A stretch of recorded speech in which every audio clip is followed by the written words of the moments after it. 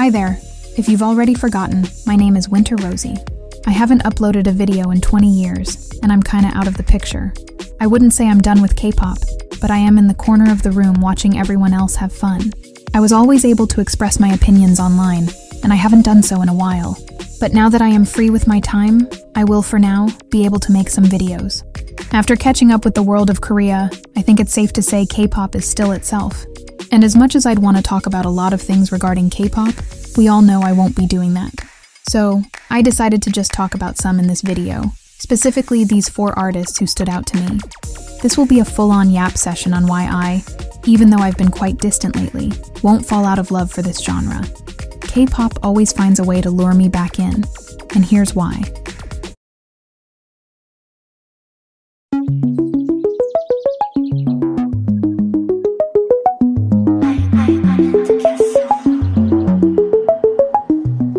I know I talk about IVE like they're Jesus Christ and I'm one of their apostles, but I don't think you realize how exciting this group is for me. Ever since December of 2021, IVE has been on a generational run. I'll be honest, in the beginning, I was skeptical. I liked all their first releases, but I didn't think it would last long. I didn't believe Starship had it in them to carry this group, and I also didn't believe the members had it in them to outdo themselves. But I spoke too early. It was when they were about to release their first album, IVE, that I took them seriously. A full album in your second year, though not unheard of, it's unusual for groups these days. It's definitely a safer option to release less than more, especially for a group like IVE, who isn't exactly under the most reputable company. But they had the budget, so why not, right? So there it was, a full 11-track album. How was it? At first I thought it was just like any K-pop album. But the more I listened to it, I realized it was more than just any typical pop album. It was the pop album.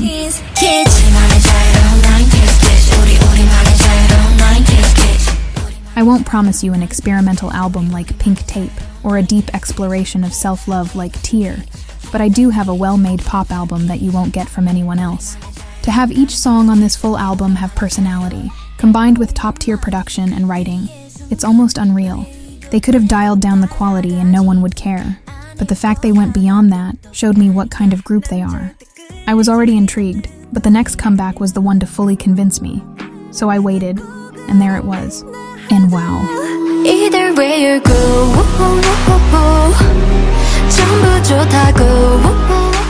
I never thought a triple title track could be executed this well. When I heard the announcement, I thought they were crazy. There was a huge possibility that these tracks would be at different levels of quality, and if that ever happened, I feared that they'd have gone greedy, which is a path I don't want any group to take. The first song came, a synth ballad titled Either Way. This could have been easily a boring attempt at a sad song, but it wasn't. It was personal and close to them, which is a characteristic any ballad must have. Then they released the second one, Off the Record, with a concept and sound that weren't anything new but had never felt so fresh.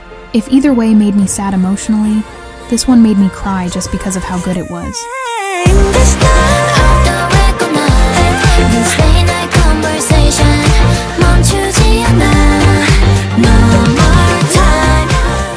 This immediately became one of my favorite songs the moment I heard it.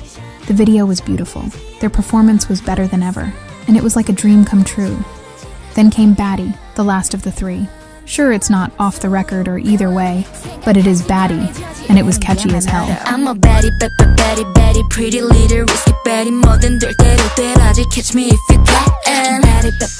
Whenever someone asks me in the future why I think of this group so highly, I believe these 3 songs really answer that question. Either Way showcases that these girls aren't just dolls for amusement and money. Baddie, on the other hand, shows us that they aren't afraid to venture into new styles. And Off the Record simply tells us that IVE will turn anything basic into something magical. The way that you could throw anything at them, and they'd seamlessly take it. Not just by literally doing it, but by owning it and doing a damn great job at it. Which in their latest comeback, unsurprisingly, solidifies the idea. If you told me 2 years ago that IVE would release a Sailor Moon-inspired video where they battle evil versions of themselves because one of the members stole a wand just so she could swim, I would have called you crazy. Again, this comeback just has everything I love about IVE. From photos to videos to music, IVE appears to be unstoppable.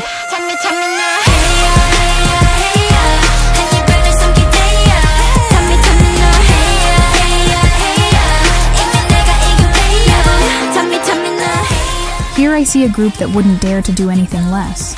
They're on a generational run right now, and I hope you see that as well.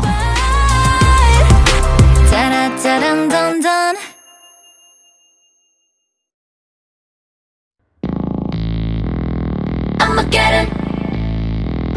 Shoo. I'ma get him. Let's talk about aespa, because I'm pretty sure they just had the year's most anticipated release. And I'm not just saying within their fandom, I meant the whole industry has been waiting for this since their debut. For a long time we've waited for a full album from this amazing group. And how was it? Personally, I thought it was alright. I thought more could have been done with the album itself. But that's not what I wanted to talk about today. I'd rather talk about how Armageddon had one of the most hyped album rollouts in K-pop. It's only right to mention that the hype started way before the album was confirmed. I'm pretty sure SM announced that My World was supposed to be the full album, but in classic SM fashion they lied, and it wasn't. Then they released Drama, which should have been a full album, but of course SM doesn't give a fuck and gives us a mini. And while they were pretty good releases themselves, a full album has been long overdue. aespa was about to be a 3-year-old group without a full-length record, and that had to change. Eventually, while it took too long, the announcement was made, and aespa was set to release their first full album. And I think it's safe to say everyone was sat for it. Body bang, make it feel too right. I don't mean to give Twitter all its credit, but when I tell you that everyone on Twitter was either witnessing or talking about this rollout, I mean it. My or not, K-pop fan or not, you were bound to see them in your timeline. The sheer amount of content released during the rollout was just above and beyond amazing, and I can't help to be impressed. The pressure was all on them too, because their previous 2 releases were the best things they've ever done. If this comeback didn't live up to the expectations, then we would have seen the worst fumble in music history. But luckily, aespa's team knew what needed to be done, and they pulled through. Literally on every day in this scheduler, people were talking about aespa. Of course, there were the photos. Pictures so brilliant I wish I took them. We knew that the visuals were always going to be great, but to exceed the expectations of everyone, to outdo what has been done before, that's the next level. Then there was the pre-release of Supernova, which just hyped the album up even more, which I'd also argue to be the bigger song of the 2. And then came that crazy CD player that you just don't normally see in K-pop, but it makes you question why no one has done it before. It's this effort that separates them from the rest. They didn't have to do half of these things, but they did. Others are fine with the norm and going with the trends. Whether it's cause of budget issues, lack of creativity, or greediness, I'm just glad groups like aespa exist. They elevate K-pop from just being pop music in Korean to a genre that deserves its title. I admit that I enjoy the mediocrity of K-pop from time to time, and I think there's nothing wrong with that. But if we're in the Titanic and I'm Jack trying to save a K-pop group, I, no questions asked, will be saving aespa first. I mean, just look at Armageddon. I can't emphasize enough how groups like aespa make others look tasteless. I'm really sorry when I say that, but when I see groups who actively bring something fresh to the table every time, it's hard to look back. Sure, I like most K-pop groups and their music, but if it weren't for groups like them, I would have easily stopped listening to K-pop.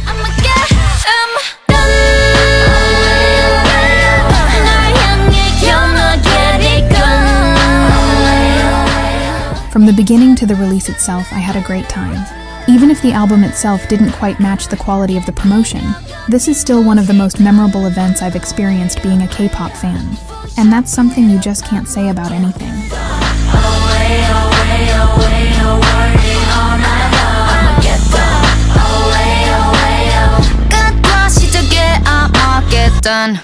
They better stop using AI though. Good evening. 좋은 저녁이에요. Presenting his new solo single. Lost. 저는 이 노래를 너무 좋아요. 그는 오늘 밤 우리 위해 공연해요. Performing for us tonight. Give it up for RM.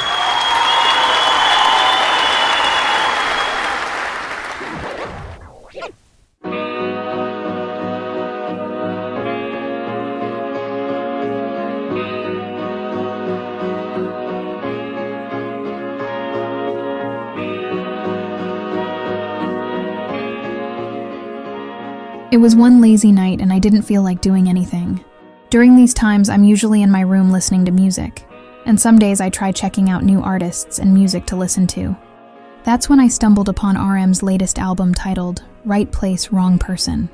See, I thought all members were in the military and weren't able to release music and such. So this was kind of a shocker to me since I don't really follow BTS much.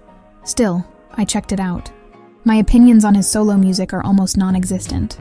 I've listened to Mono about 5 times my whole life. I've heard one song from Indigo, and most of what I've heard came from his works on BTS. So, in a way, I was blind reacting to this album as if I never knew the guy. After listening to the album, I only had one thought in my mind. Wow, this guy is in the wrong industry. And what do I mean by that? First of all, this album is fucking amazing. Like, I'm not even kidding, this is some masterful work. The only problem? No one's gonna know about it, and that sucks. Most, if not all, ARMYs simply won't enjoy this album, for the sole reason that it isn't a K-pop album. Agree or not, most stan him for the K-pop, the fan service, the crazy dances, for being the leader of BTS, for being the rap monster, and overall for simply being a K-pop idol. And that's absolutely fine. It's just that with how many fans he has, it would be nice to have more people talk about it, because in my opinion, this might as well be his best work yet, as an artist. And you know what's worse? Even though the album fits the Western palette, I don't think they'll be the ones to appreciate it as well. Why? Well, let's be honest. Do you expect an Asian man with an alternative hip-hop album to make rounds in the West? The industry would rather kill itself than acknowledge him for it. Not to mention him being a K-pop idol too, which affects how people view him. Both the K-pop and Western music industries view him as the guy from that one Korean group, which could really prevent him from getting the recognition he deserves. Perhaps he himself doesn't care about fame and just wants to create the art he wants, and good for him. I really hope that is the case, because as a listener of music, someone who appreciates hard work and believes artists should get what they deserve, I feel it would be nice for more people to know of this album. If you're a big fan of artists like Tyler the Creator, Childish Gambino, or just any alt-hip-hop artist out there, you might enjoy this one. If you're a K-pop fan and are a bit skeptical, just try giving it a listen. It's 30 minutes long, and if you don't like it, that's fine. I'm just trying to reach out to people who could potentially enjoy this album, because there is nothing I love more than great art being recognized. This isn't the same RM you see performing on Music Bank. This is him in his full potential, and I really feel like this version of him deserves the same love he gets from being an idol. I'm sure RM doesn't need my help, but try listening to it. If he doesn't care, I will, because I don't like seeing potential wasted. Always spending without sleep in her eyes. I told you I'd find enough, stay again. Springs, always spending without sleep in her eyes.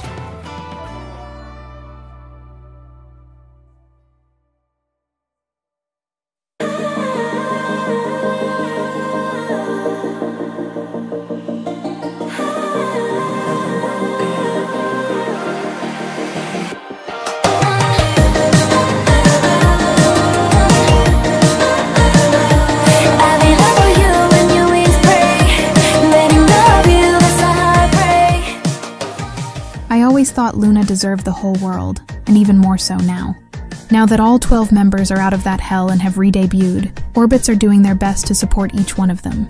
I have my own opinions on each one of them regarding their music and all, but for me, Artemis has always been the group I know I'll like the best. Obviously, it has to do something with them being the most similar to how Luna was. And I'm sick of pretending they aren't the best out of the re-debuts, especially when they just released one of the best albums of the year. Odd Eye Circle's re-debut didn't really excite me the way I thought it would. Of course, it was great seeing them back, but I did expect a little bit more.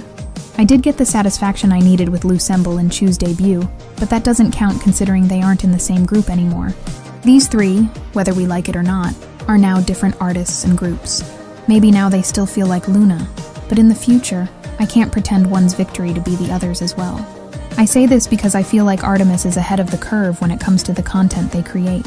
And I'm not just referring to the post-Luna circle, but K-pop in general, and they deserve recognition for that. As I said, Odd Eye Circle's comeback didn't fully excite me, but I knew they were capable of giving me more. All I had to do was wait, and there it was. Artemis was going to debut with Ha-Seul and Heejin finally. I didn't know what to expect with the release of Birth, but let's just say I never could have guessed it. I could get their ex-boyfriends 너를 찍는 광고 flyer thinking 너에겐 난 독백. Horror is now in K-pop, and I don't mean blood, ghosts, or vampires. I mean literal horrific imagery that is quite uneasy to look at. While watching the MV, I just completely thought of how LOONA could have done this, and how they really were ahead of their time. As I said, there are two types of K-pop groups. Ones who settle with what is safe, a TikTok hit or two, and groups who go above and beyond, doing things that you have never seen in K-pop. LOONA has always been in the latter, and I am proud to say Artemis is one of them as well. Birth was one of the best things I've witnessed in K-pop, and for a lot of reasons. Lore or narratives aren't anything new. In fact, I think all groups have it some way or another. But what separates a group's lore like Artemis's from the rest is how committed they are to presenting it. Now, I haven't invested time to watch theories or create my own, but it's safe to say there is lore present in the album. Considering the people who worked on LOONA are also working with Artemis, I have no doubt this will be a storyline as intricate as LOONA's was. As for Dal, you don't have to be a fan to realize how well thought out this album is. Just as a listening experience, from beginning to end, this was a wonderful album, with some of the prettiest songs ever made. The rollout was incredible as well. Just by having multiple music videos and teasers for the album, you can tell the team is dedicated to telling a story. Though sometimes they don't make the best choices, the rest have been beautiful. And once again, I just can't say that with any group. I once saw a tweet saying that K-pop and art shouldn't be in the same sentence, and I disagree wholeheartedly. Sure, maybe a lot of it is manufactured and boring, but then you get groups like IVE, aespa, Red Velvet, New Jeans, Billy, Artemis, and more out there that just present their art in their unique ways. I think some forget that there are legitimate people in multiple teams working on an album, and everything they make, whether you like it or not, is considered to be art. And I don't know about you, but I love that. To me, K-pop is a beautiful collaboration of incredibly talented people creating something for everyone to enjoy. And this collective effort and shared passion is what makes K-pop so special and impactful to fans like me around the world. Am I going to like everything I see and hear in K-pop? I don't expect to. But I know there are times it can be so good that I just have to be here for it, and that is the reason why I'll never fall out of love with this genre. As of writing this, Red Velvet will be releasing their 10-year anniversary album in 5 hours, which is exciting to say the least. STAYC will also be coming back with their first full album in a few days, which is again something I've been waiting for. See, there's always something to look forward to. So even if I say that K-pop is getting stale, I don't think I mean it. There will always be those who keep it interesting. As long as they're here, I wouldn't be anywhere else.